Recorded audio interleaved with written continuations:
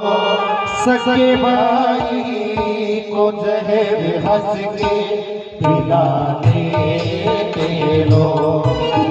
सके भाई को जहर हंस के पिला देते लोग। इस जमाने में करे जानक पिला देते लोग।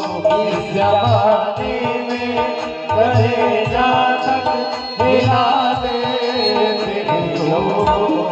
सके भाई को जहर हंस के पिला देते लोग। सके भाई को जहर हंस के पिला देते लोग। भाव से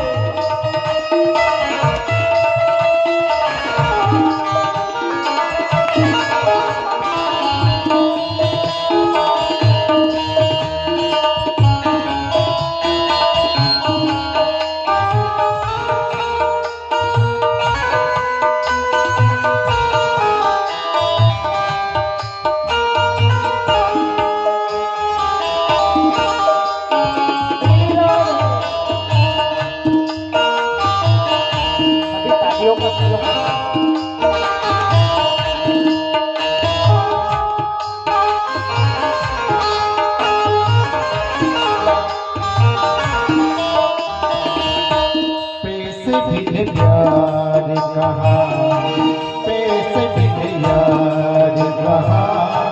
पैसे बिन प्यार कहा पैसे बिन यार कहा।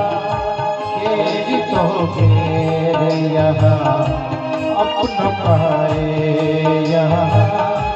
तेरी तो घेर यहाँ अपना पाए यहाँ। मुर्दा भी कांप उठे ऐसे जलाते तेरे लोग। मुर्दा भी कांप उठे जिंदा जलाते तेरे लोग। सके भाई को जहर हंस के पिला देते लोग। सके भाई को जहर हंस के पिला देते लोग।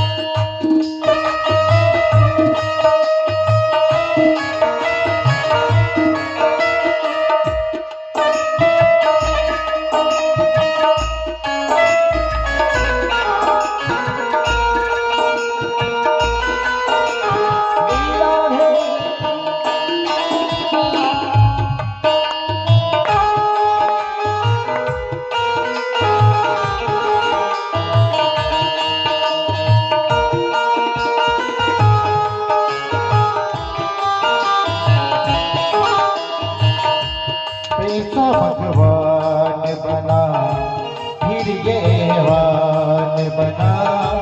पैसा भगवान बना फिर ये हैवान बना।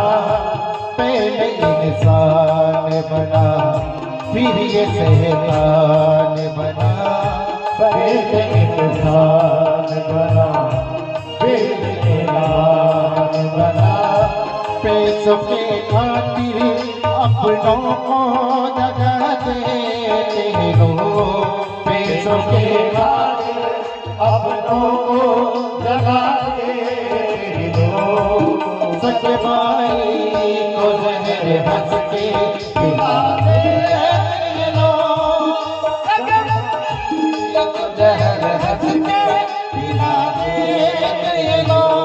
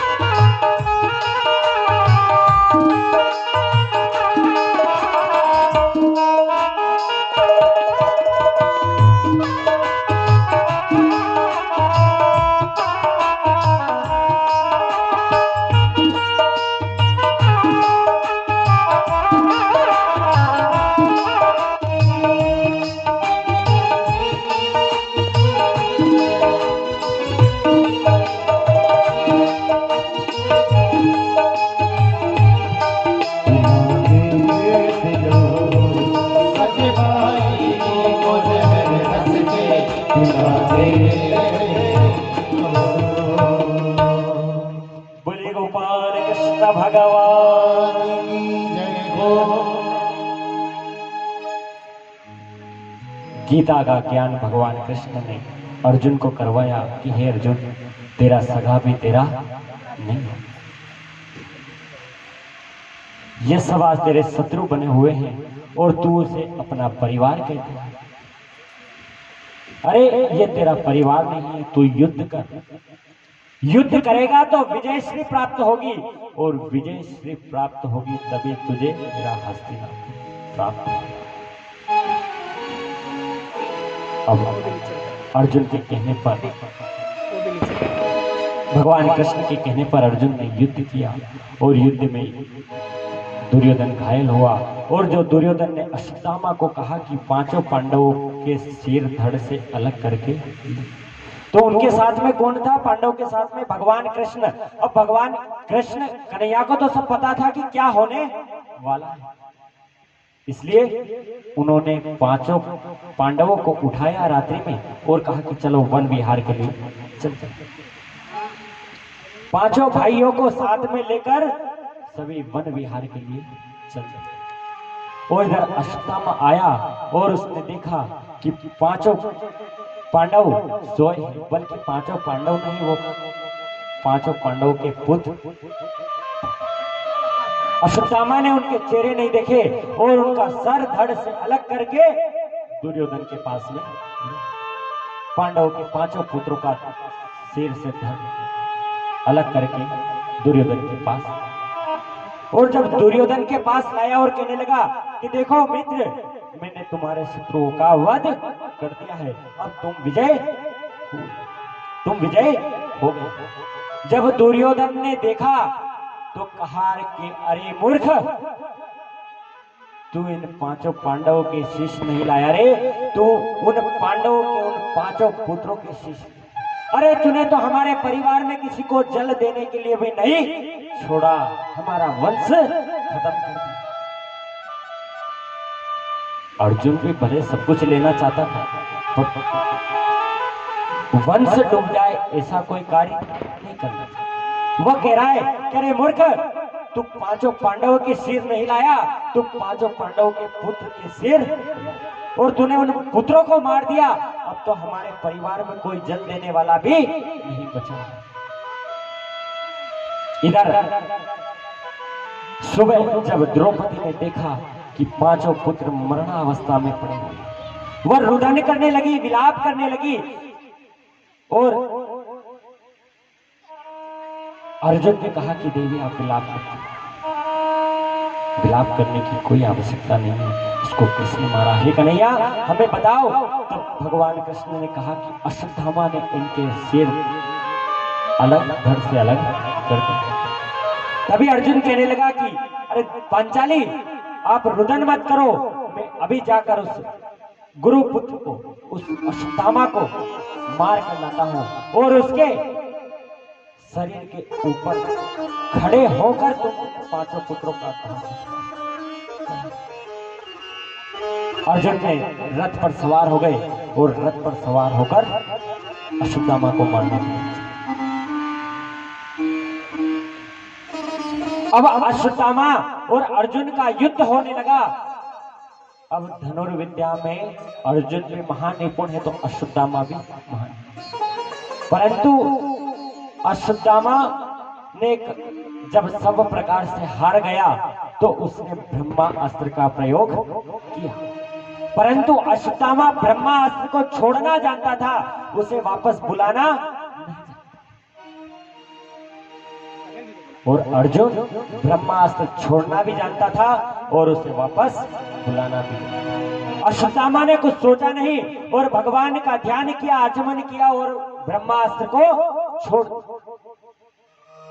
जैसे ही ब्रह्मास्त्र को छोड़ा, अर्जुन ने देखा कि ब्रह्मदेव का शस्त्र आ रहा है। ब्रह्मास्त्र को प्रणाम किया और ब्रह्मास्त्र को प्रणाम करके अर्जुन ने भी इधर से ब्रह्मास्त्र, दोनों ब्रह्मास्त्र आपस में टकराने लगे, घर घोर बिजलियां होने लगी।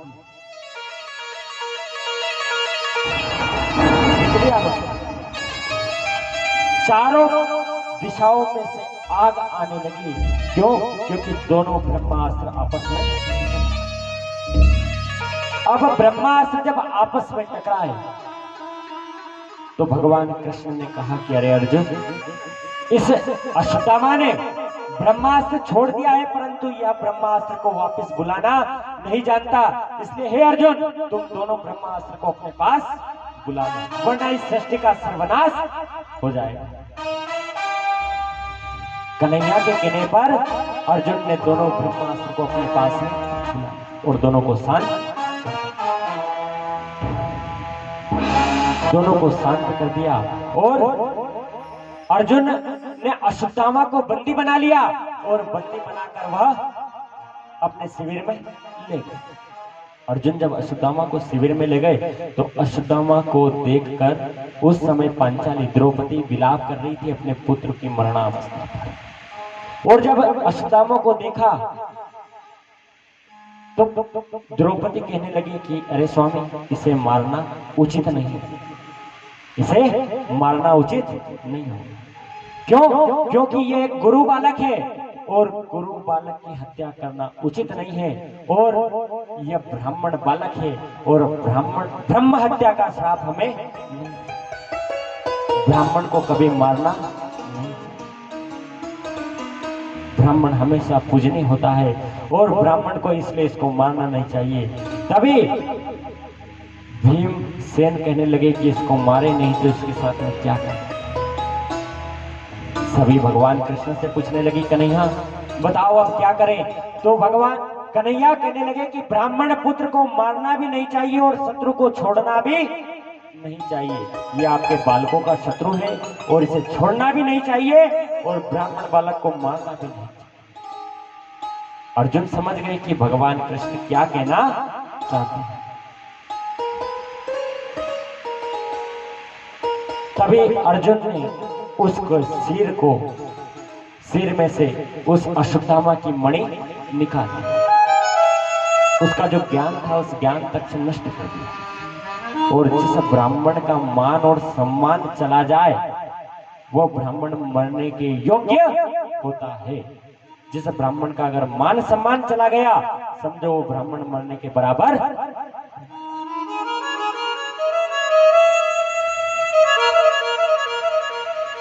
अब अश्वत्थामा का तो मान सम्मान पांचों पांडवों के बीच में गया, भगवान कृष्ण के सामने गया। वह अश्वत्थामा वहां से निराश होकर, लेकिन अश्वत्थामा के मन में वो बदले की भावना वैसी की वैसी ही बनी रही कि इन्होंने मुझे इतना अपमान किया है, मैं इसका बदला अवश्य लूंगा, अवश्य बदला। अब युद्ध पूर्ण हो गया। युद्ध पूर्ण होने के बाद में पांडवों की विजय श्री हुई। विजय होने के बाद में हस्तिनापुर का राज्य अभिषेक युधिष्ठिर महाराज, धर्मराज युधिष्ठिर को बनाया, उनका राज्याभिषेक करा। और कन्हैया ने सभी से आज्ञा ली, पांचों पांडवों से भी आज्ञा ली कि अब मुझे द्वारिका चलना चाहिए। कुंती बुआ के पास में गए और कहा कि बुआ, मुझे रिश्ते में कुंती भगवान कृष्ण की बुआ लगती थी। कहने लगे कि बुआ, मुझे जाने की आज्ञा। और आपको क्या किस चीज की कमी है बुआ, आप मुझे बताइए, मैं अवश्य पूरा करूं। आपको क्या चाहिए? कुंती कहने लगी कि अरे कन्हैया, मुझे सब कुछ प्राप्त हो गया, सब कुछ मिल गया, लेकिन मुझे यह नहीं चाहिए, मुझे खुशी नहीं चाहिए। अरे कन्हैया, मुझे दुख दे दे। कन्हैया, मैं तेरे सामने झोली फंसा रही हूं, तू मुझे दुख दे दे। कन्हैया कहने लगी कि अरे बुआ, आप दुख मांग रहे, लोग तो सुख मांगने के लिए मेरे पास आते हैं और आप दुख मांग रहे। और मांगने का बड़ा प्रभाव, सब लोगों को अलग अलग मांगने की इच्छा होती है। आप भी भगवान की भक्ति करो तो आप भी अलग अलग प्रकार की मांग, अरे भगवान हमारे घर 4 पहिए की गाड़ी हो जाए तो बड़ी कृपा होगी आपकी, ये मकान 1 मंजिल हो और ऊपर बन जाए तो आपकी बड़ी कृपा होगी, मेरे बेटे की बहू आ जाए तो बड़ी कृपा होगी। क्यों? सिर्फ मांगने के लिए ही जाते हैं भगवान के पास। बिना मांग के हम भगवान के पास नहीं हैं। भगवान भी विचार करे कि जब भी आता है बस मांगने के लिए आता है, मांगने के लिए आता है। कभी ये नहीं कहता कि प्रभु मैं रोज तेरे द्वार आता हूँ, एक दिन आप भी मेरे घर आओ। मैं तो रोज आपके द्वार आता हूँ, आप एक दिन आप भी मेरे घर पधारो। तभी कुंती देवी भी कहने लगी कि मुझे दुख दे दो। मांगने का बड़ा एक समय की बात है कि एक माता जी, अब वो घर में माता जी, उनका एक बालक छोटा सा पलने में सो रहा, और माता जी निर्धन, इतनी निर्धन है कि उनके घर में अन्न की बड़ी कमी है, खाने के लिए अन्न भी। और माता जी की दोनों आंखें अंधी है, उन्हें दोनों आंख से दिखाई नहीं देता। अब माता जी को दिखाई भी नहीं देता, माता जी के घर में धन भी नहीं है, माता जी के घर में कोई औलाद भी नहीं है, उनके घर कोई संतान भी नहीं।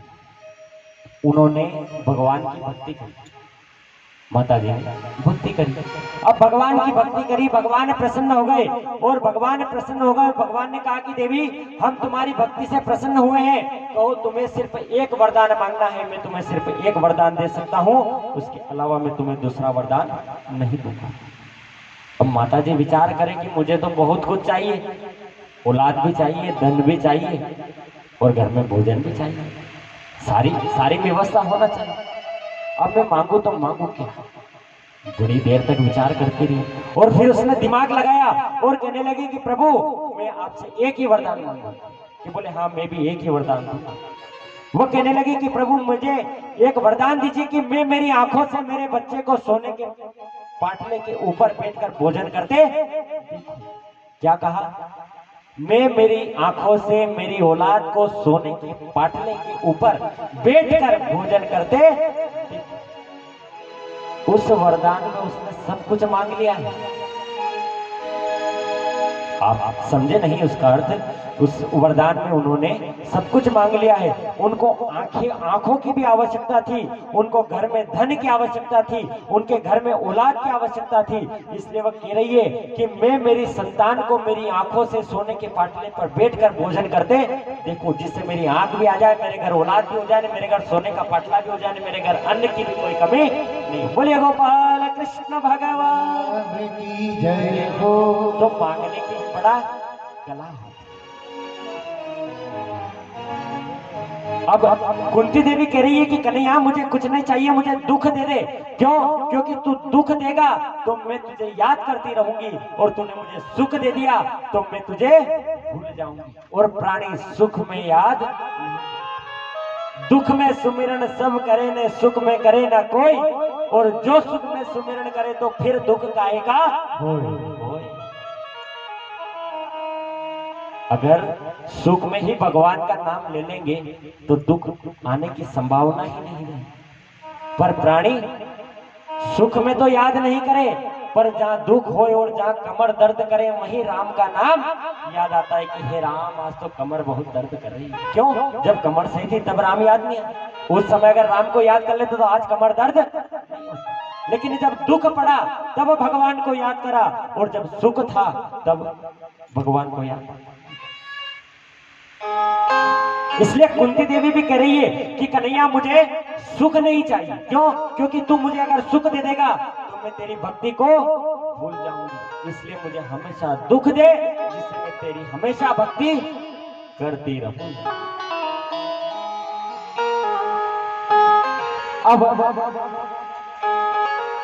कन्हैया कुंती से भी आज्ञा लेकर द्वारिकापुरी जाने के लिए तैयार हुए कि अर्जुन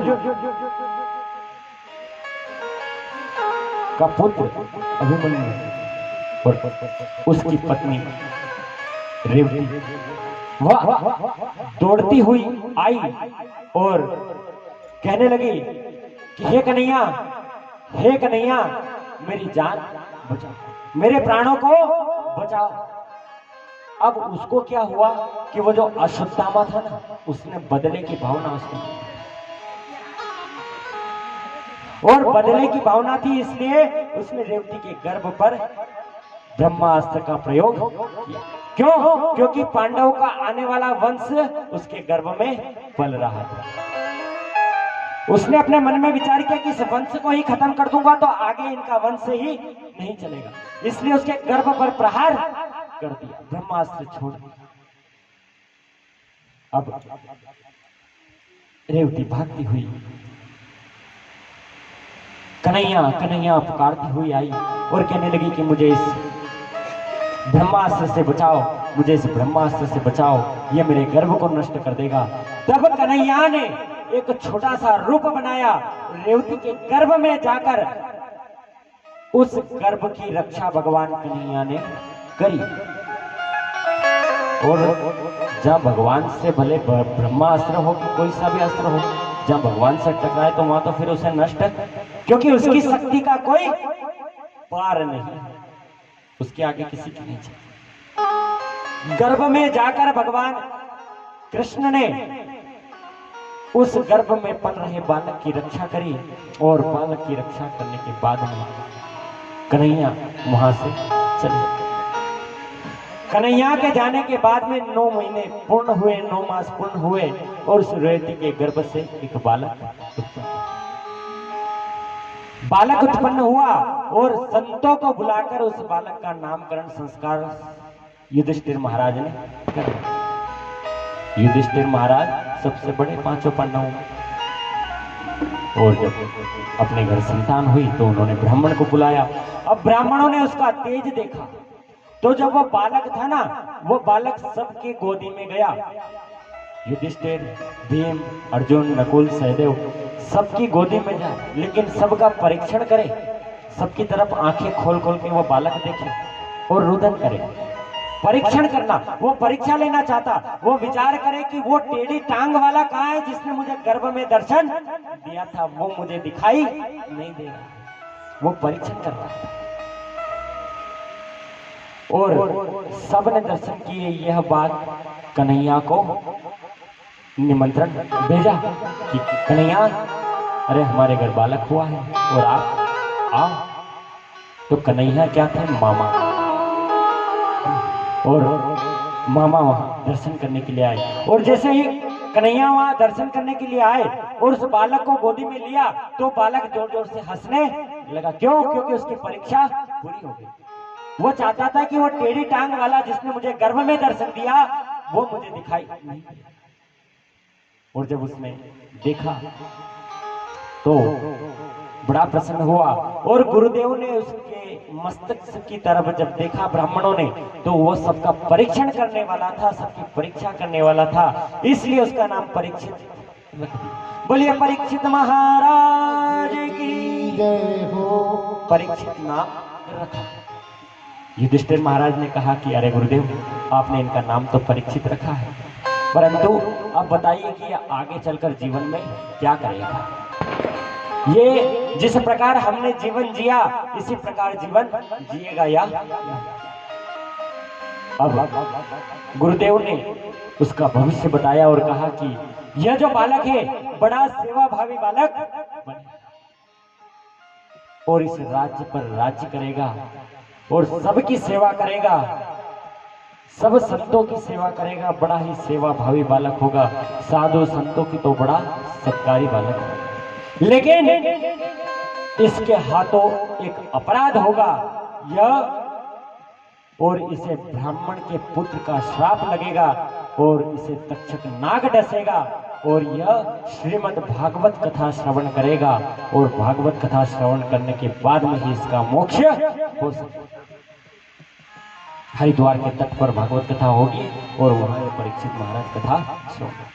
जो साधु संत सबने सुना कि हरिद्वार में कथा होगी, तो इधर तो बालक ने जन्म ही लिया, लेकिन माँ जाके ने सबने अपना आसन लगा लिया कि यहाँ 60 साल के बाद में परीक्षित महाराज आएंगे, ने कथा होगी, अपन अभी से आसन लगा लो, बाद में क्या पता कहीं जगह मिले नहीं। अब जब परीक्षित महाराज बड़े हुए, बड़े होने के बाद में युधिष्ठिर महाराज ने अपना पूरा राज्य अपने पुत्र परीक्षित महाराज को सौंप दिया। पूरा राज्य परीक्षित महाराज को सौंप दिया और वह युधिष्ठिर महाराज सहसरी भगवान के धाम को चले। अब इधर परीक्षित महाराज ने कई वर्षों तक इस राज्य पर राज्य।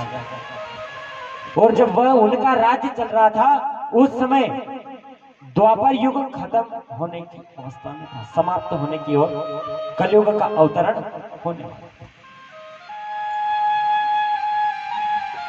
कलयुग का अवतरण होने वाला। और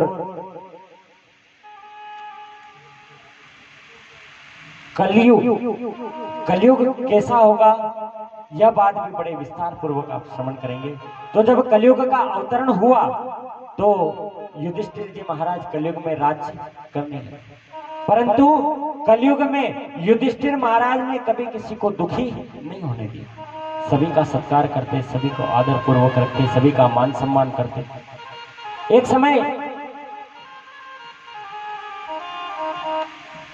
युधिष्ठिर महाराज वन में शिकार करने के लिए गए।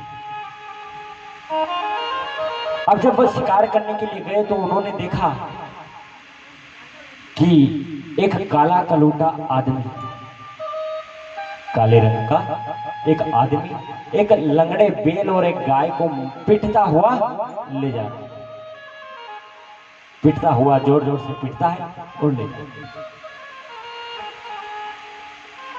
और जब उस काले कलूटे आदमी को परीक्षित महाराज ने रोका कि अरे ये मेरे राज्य में गायों पर अत्याचार करने वाला, बैलों पर अत्याचार करने वाला तू कौन है? तब उस काले कलूटे व्यक्ति ने कहा कि मैं कलयुग और मुझे उचित स्थान चाहिए। और अब हम 4 भाई हैं। कलयुग कहने लगा कि हम 4 भाई हैं, सतयुग, त्रेतायुग, द्वापर और कलयुग। मेरे चारों भाई राज्य करके चले गए हैं, अब मेरा नंबर है और मैं उन सब चारों भाइयों में सबसे छोटा हूं कलयुग, और अब मेरा राज्य यहां से आरंभ होता है और मैं इस युग में राज्य करने के लिए आया हूं। परीक्षित महाराज कहने लगे कि तुम राज्य करोगे, ठीक है, परंतु इस राज्य, ये जो तुम यहाँ आए हो ये राज्य मेरा है और इस राज्य में कोई दुखी नहीं हो सकता। तो कलयुग कहने लगा कि ऐसा तो हो नहीं सकता कि मेरे राज्य में कोई दुखी नहीं हो। क्यों? क्योंकि कलयुग नाम ही उसका कल युग है, जो कल की चिंता नहीं। और कलयुग में आप सभी देख रहे हैं कि कितना पाप, कितना अत्याचार बढ़ रहा है। अभी कलयुग का प्रथम चरण ही चल रहा है और वेदव्यास जी महाराज श्रीमद् भागवत महापुराण में कहते हैं कि जब कलयुग का अंत समय होगा ना, तब अंगुष्ठ मात्र का शरीर प्राणी का रह जाए। एक अंगूठे के बराबर इतना बड़ा शरीर प्राणी रहे। मात्र 10 वर्ष 15 वर्ष की उम्र, इसी उम्र में वह दादाजी भी बन जाएगा, इसी उम्र में पिताजी बन जाएगा, इसी उम्र में नाना जी बन जाएगा और इसी उम्र में वह शरीर छोड़कर भी चला। मात्र एक अंगुष्ठ बराबर का शरीर कलयुग में रह जाएगा, जब कलयुग का अंत समय। क्योंकि इस कलयुग में धर्म नहीं है और इस कलयुग में मोक्ष प्राप्ति का कोई साधन भी नहीं। क्यों? क्योंकि आने वाले इस कलयुग में धर्म नहीं है और जहां धर्म नहीं होगा वहां मोक्ष नहीं मिल सकता। भाई अरे मोक्ष चाहिए तो अब धर्म करना पड़ेगा, भगवान की भक्ति करना पड़ेगी, भगवान का नाम लेना पड़ेगा। पर इस कलयुग में अगर आपने धर्म नहीं किया, भगवान का नाम नहीं लिया, भगवान की भक्ति नहीं करी, तो फिर आपको मोक्ष। और कलयुग ने जहां भी कलयुग गया वहां उसने उल्टी ही गंगा बही है। गंगा हमेशा सीधी चलती है, लेकिन कलयुग ने कभी सीधा काम करा ही नहीं। कलयुग हमेशा उल्टा। और किसी साधक ने बड़ा अच्छा भाव लिखा है कलयुग में कि यह कलयुग कैसा हो। आइए हम सब वह श्रवण करते हैं। बोलिए गजानंद महाराज की।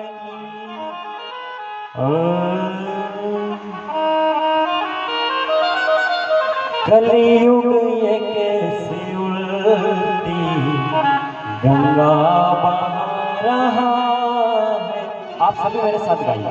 मैं बार बार आपको इसलिए बोल रहा हूँ ताली बजाने का कि आप भजन में ताली बजाएंगे तो भजन में ताली बजाने से आपकी रेखाएं साफ होंगी और ये जो रेखाएं साफ होगी तो आपका जीवन, आपका भविष्य अच्छा जाएगा। इसलिए आप भजन में ताली अवश्य बजाएं। और भजन में ताली बजाने से अपने पाप छिन्न होते हैं, इसलिए भजन में ताली अवश्य बजाना चाहिए।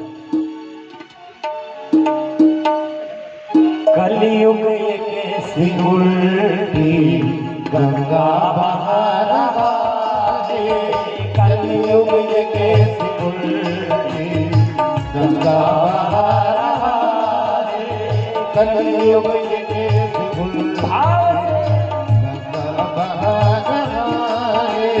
माता पिता को शरण ठोकर लगा रहा है, माता पिता को शरण ठोकर लगा रहा है। कलयुग ये कैसी उल्टी गंगा बहा